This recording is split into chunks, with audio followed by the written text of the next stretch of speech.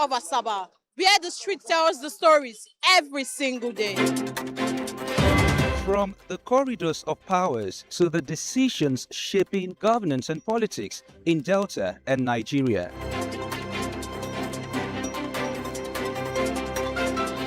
From traders counting every naira to families battling rising costs and uncertain times.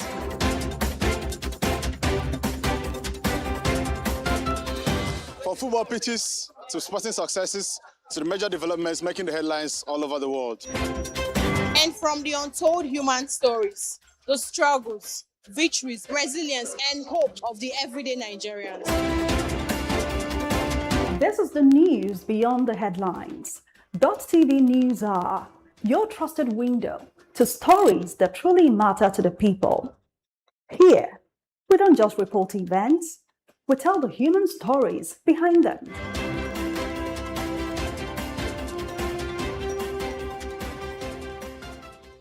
This is Dott TV News at 4. I am Ife Arono, and here are the stories we have for you right now.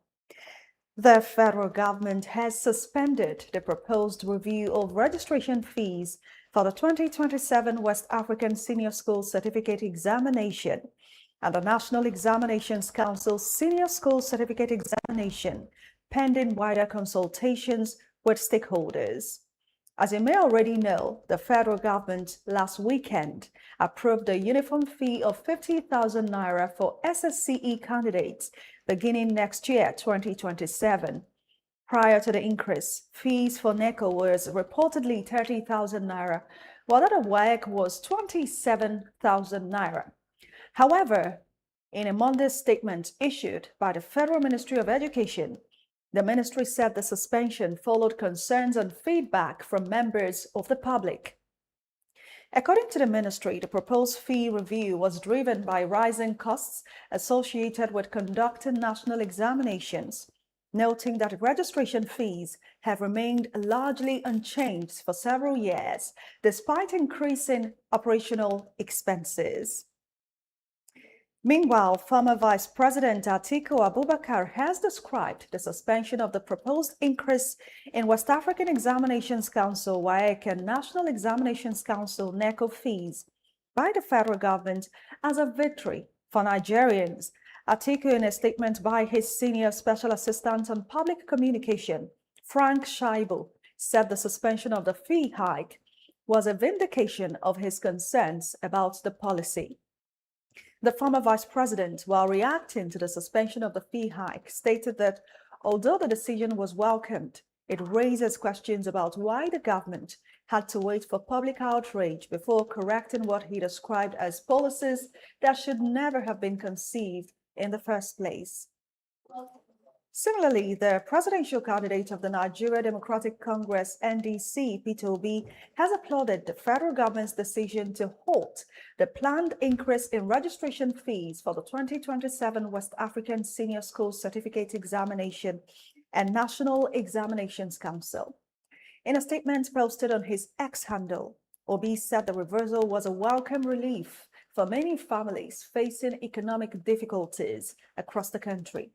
According to him, the suspension reflects the power of public engagement and demonstrates that government policies can be reconsidered when citizens raise legitimate concerns. While acknowledging the government's decision to suspend the policy, the former Anambra State governor argued that the proposed increase should not have been contemplated in the first place, given the prevailing economic realities.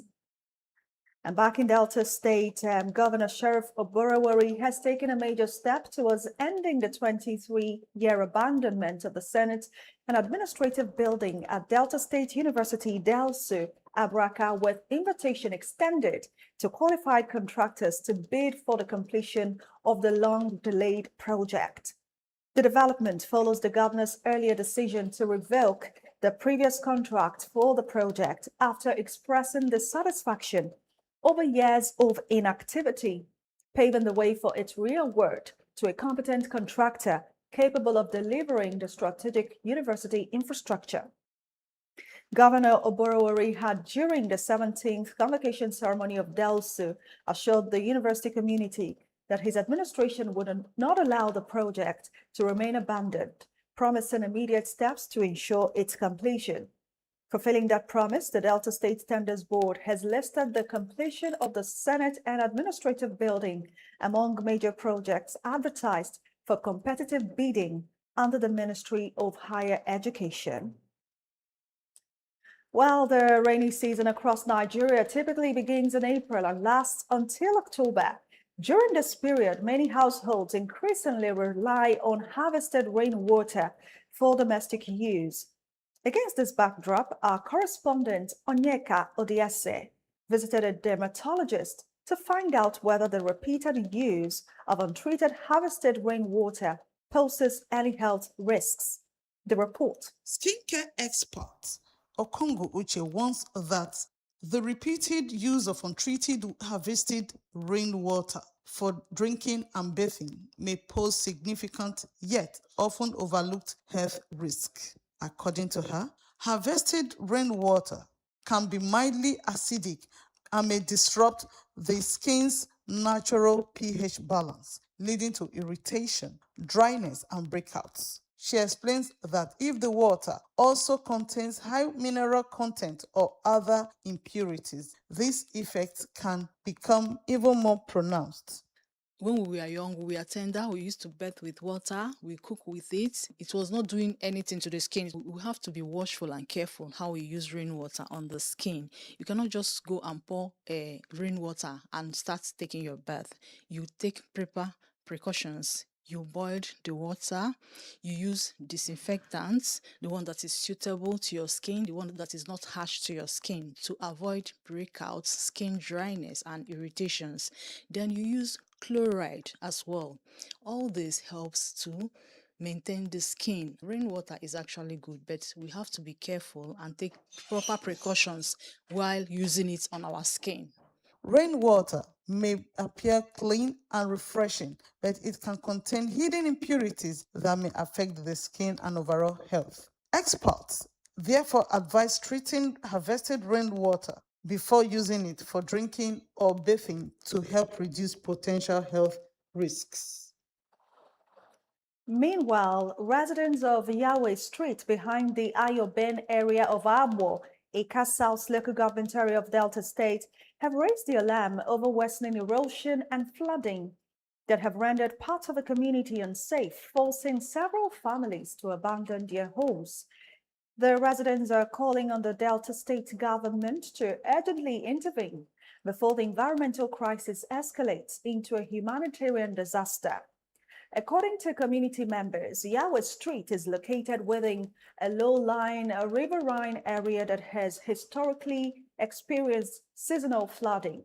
However, they allege that the situation has become significantly worse following the construction of Ayoben Street, the major access road serving Yahweh Street and neighboring communities. They claim that the newly constructed road altered the natural flow of some water, diverting huge volumes of runoff into Yahweh Street, thereby accelerating erosion and flooding across the area. While elsewhere, heavy rainfall on Sunday caused widespread flooding across parts of Lagos and Ogun states, leaving many motorists and commuters stranded. The flooding cut off traffic, submerged roadside businesses and a filling station, and forced many commuters to abandon their journeys. It comes despite repeated warnings from the Nigerian Meteorological Agency, NIMET, which recently listed Lagos, Ogun, and 25 other states as being at risk of flash floods during the peak of the rainy season. The agency attributed the threat to persistent rainfall and saturated soils, while the Lagos state government has continued to advise residents in flood-prone communities to relocate to safer areas. And now to Oyo State, where the state fire service has rescued a 6-month-old baby after a fire destroyed part of a residential building at Olomi compound in Obomosho North local government area of Oyo State. The fire broke out at about 8:38 p.m. on Saturday and was reportedly caused by an unattended gas leak on the ground floor of the one-story building. According to the special advisor to Governor Seyi Makinde on fire reform and chairman of the Fire Services Reform, Moruf Akiwande, firefighters responded swiftly after receiving a distress call and successfully contained the blaze, preventing it from spreading to the upper floor and nearby properties. The baby was rescued with no fatalities reported. And now to neighboring Anambra State, where the government has arraigned blogger and publisher of Igbo Times magazine and iNews, Ejike Ofebu, over alleged criminal defamation and cybercrime linked to reports published about Governor Chukwuma Soludo and his family. The development was disclosed on Monday by the Anambra State New Media in a post on X. The arraignment comes days after Ofebu publicly apologized and issued an unconditional retraction over a series of reports he admitted were fabricated. It was earlier reported that the publisher acknowledged that several stories concerning Governor Soludo and his son Ozonna were false and created to attract online traffic and generate financial gain.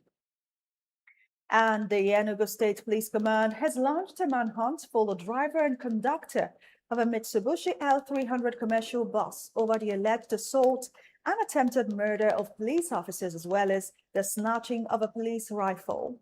The command spokesperson Daniel Ndukwe disclosed this in a statement on Sunday, saying the suspects are wanted for conspiracy, serious assault, dangerous driving, attempted murder, and snatching of a police rifle. According to the police, the incident occurred at about 1:20 p.m. on July 9 at All Saints Roundabout along Abakaliki Road in Enugu. Ndukwe said operatives of the Distress Response Squad acted after receiving information from the command's control room that the driver and conductor had assaulted a traffic police officer on duty. Coming up shortly on the news at 4. At least 27 killed, 22 critically injured after fire engulfs Bangkok bar. And that's on foreign news plus sports after the break. Please stay.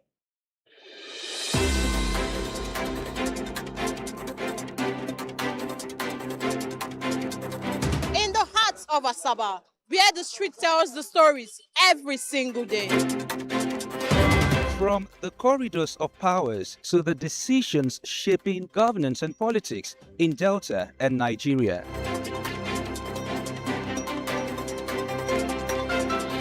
From traders counting every naira to families battling rising costs and uncertain times.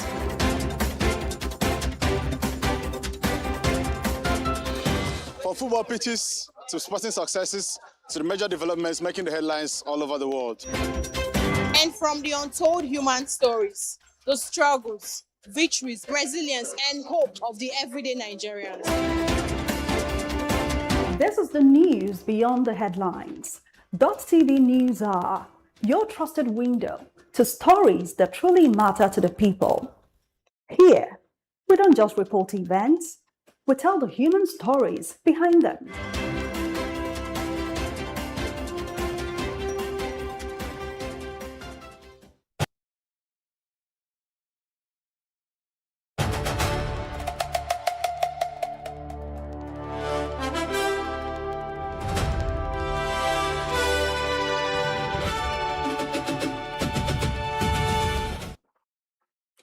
Thanks for still being there. Now the rest of our stories.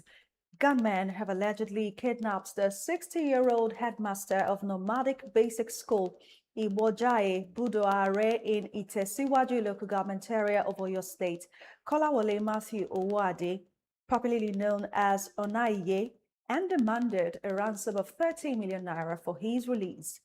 Investigations by our correspondent revealed that the incident occurred on Saturday evening, July 11, 2026, between 5 p.m. and 6 p.m.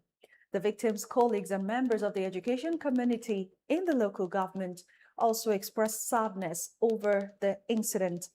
When contacted, the Oyo State Public Relations Officer of the Police Command, Olayinka Ayonlade, confirmed the incident on Monday.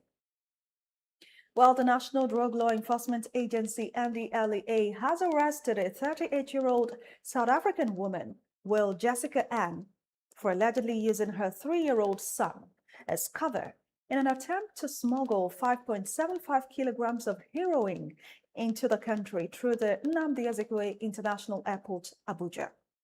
NDLEA spokesman Femi Babafemi, in a statement, said operatives arrested the suspect on Monday, the 6th of July, while screening passengers on a Qatar Airways flight from Doha.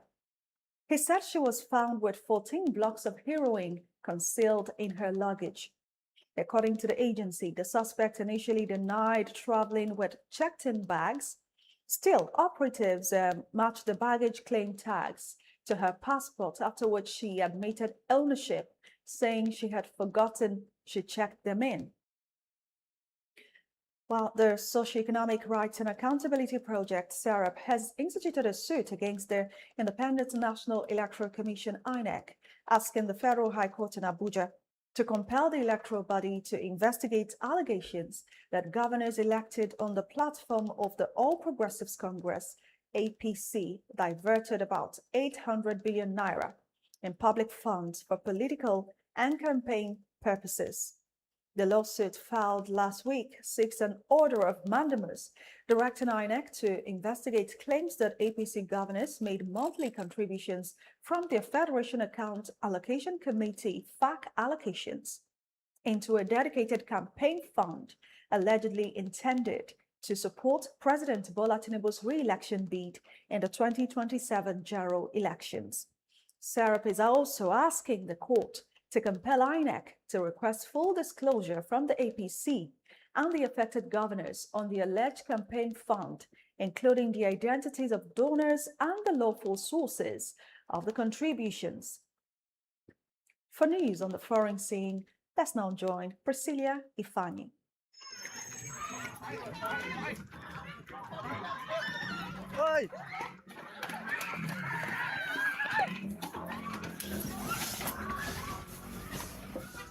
A huge fire tore through a bar in Bangkok late on Sunday, killing at least 27 people and leaving 22 critically injured. The blaze started near the stage of the bar in the popular Chakri district, then spread rapidly, cutting power and engulfing the room with smoke. Footage posted online showed panicked customers screaming as they fled, some with their clothes on fire through the flame. Firefighters who arrived at the scene just after midnight quickly extinguished the fire. They found the bodies of most of the victims in the bathroom, where they had apparently sought shelter. Preliminary investigations by Bangkok's Disaster Mitigation Department suggest the fire could have been caused by an electrical short circuit in an air conditioner, though no official cause has been given. The cause of the fire is still under investigation by the police department. But I think the fire brigade arrived within 5 minutes from the notification. But the fire already spread quickly and a lot of smoke and flame. So I think we have to investigate what is the really cause of the casualties. And in a related development, 2 firefighting planes have been rushed to the Paris region to tackle a large fire south of the French capital. The Fontainebleau forest blaze, described by officials as virulent and of exceptional scale, partially closed the country's main north-south highway, disrupting traffic through the first major weekend getaway of the summer. Early on Monday, officials said the fire had raged across 800 hectares and was still spreading in the forest, about 40 miles southeast of the city of Paris. The Paris region is suffering through its third heat wave this year, during a summer in which temperature records have broken in several countries across Europe. It was the first time firefighting planes had been set up from the normal drier and hotter south of the country to tackle fires in the Paris region. Elsewhere, at least 51 people have died and more than 1 million affected by the heavy rainfall in Bangladesh in recent days. Thousands have lost their homes as flash floods and landslides hit large parts of the country, including the capital, Dhaka. More than half of the deaths so far have occurred in Cox's Bazar, home to a large Rohingya refugee population. Bangladesh is a low-lying country that has many rivers and often sees heavy rain and floods during its annual monsoon season. But experts warn that the climate change has made rainfall more intense and more frequent. Finally, oil prices have jumped amid the latest outbreak of hostilities between the United States and Iran over the Strait of Hormuz. Brent crude, the main international benchmark, rose more than 4% on Monday as US and Iran started attacks amid their escalating standoff over control of the critical waterway. Brent future for September delivery stood at $78.82 per barrel as of 8 a.m., the highest since June 22.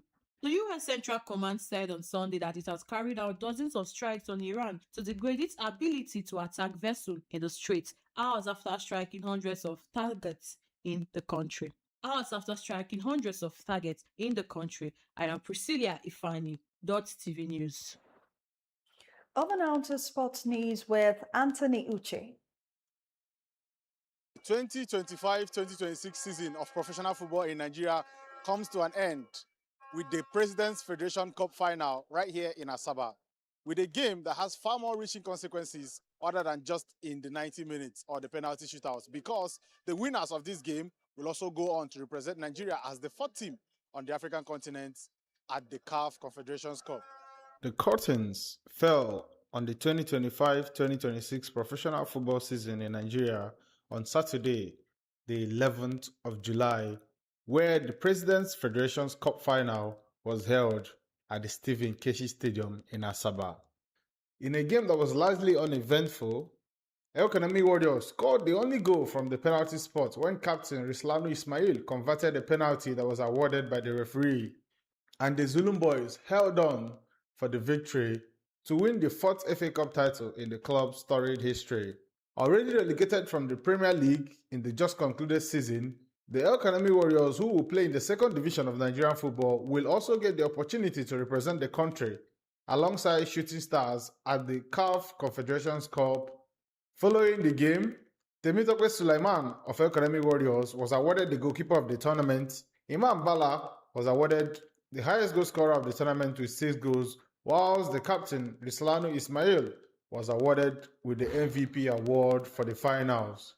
Before the men's final, the ladies' finals was held also at the same stadium between Heartland Queens and Nasarawa Amazons. And Nasarawa Amazons ran out 7-6 winners on penalties, following a 1-1 draw in regulation time.